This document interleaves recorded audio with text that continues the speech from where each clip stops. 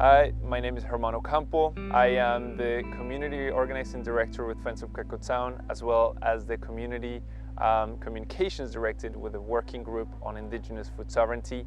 I have been living and working in Clayoquot territories as what is known as Tofino, in what is known Vancouver Island, in Turtle Island in BC coast. We are surrounded by such bounty, and nothing shows the bounty as salmon.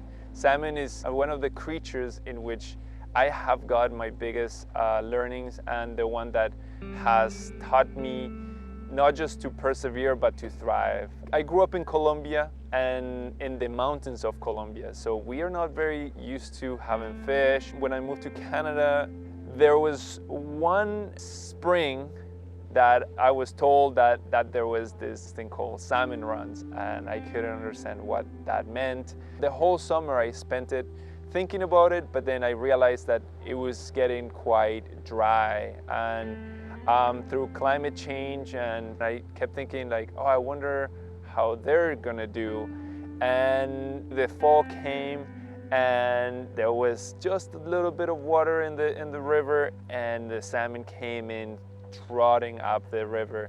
I literally just couldn't believe that there would be so many for such little river. And they are fighters, and they are so resilient. They are beautiful as they move, but also like fierce. They've got such power, and there is a lot of commitment. They have to overcome endless obstacles. They have to do unimaginable things that if you were to put them in human terms, it would be essentially impossible for any of us to achieve.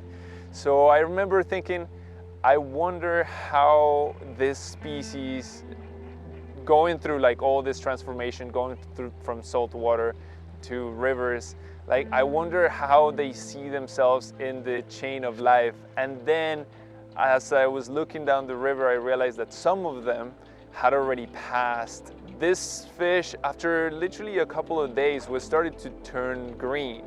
And to me, that sight essentially just provoked a couple of thoughts. The first one was like, yes, they're dead. It's kind of a sad story, but then I realized they're turning green, the same color as the trees, and then I realized the trees are getting their nutrients from this little fish that just gave its life for the future generations, but then is not just connected to the future generation of salmon, but the future generation of trees, the future generation of bears, of eagles, of all of the actual West Coast ecosystem.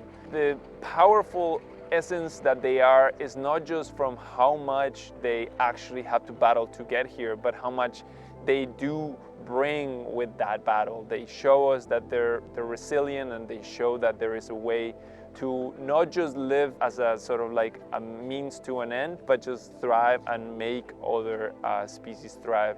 That's one of the reasons I have worked with Friends of Clayoquot Sound and with the Working Group on Indigenous Food Sovereignty to sustain that relationship that is not just with the one or two people in your family, but it is with an ecosystem in general.